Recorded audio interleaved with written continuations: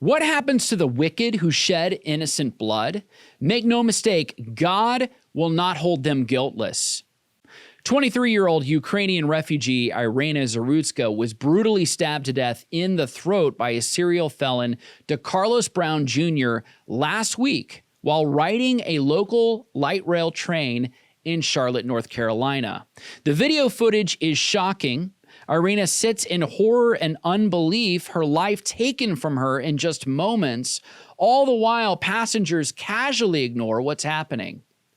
Brown had 14 prior arrests for violent crimes, but due to many failures of our justice system, he was released multiple times. Most recently on cashless bail after signing a promissory note to later appear in court. And that's the real systemic injustice and oppression today. A violent criminal, a thug, stabbed an innocent girl in the neck. A tragedy that was fully preventable.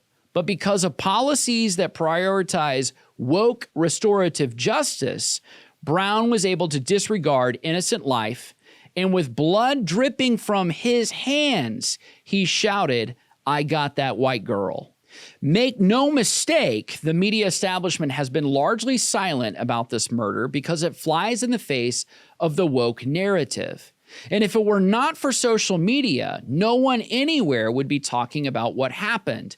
This after just 5 years when George Floyd's death sparked outrage and mass organized demonstrations across the country.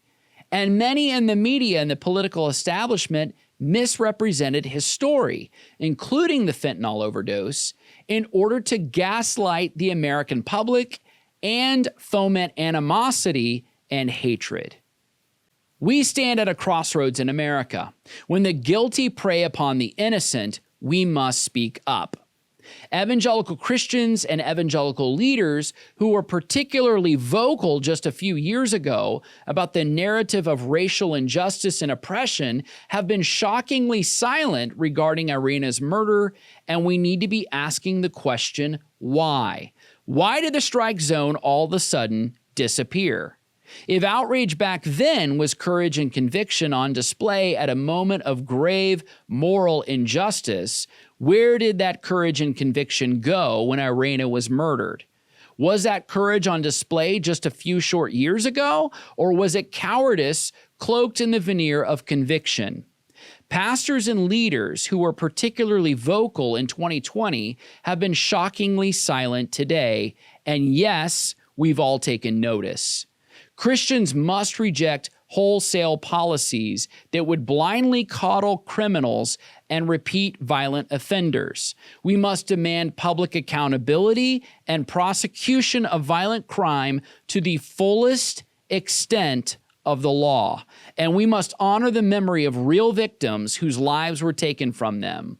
So let's honor the memory of victims like Irina Zarutska by acknowledging that she was murdered, and by acknowledging the hypocrisy of those who ignored her death, and by building a safer future that protects the innocent and holds the responsible guilty.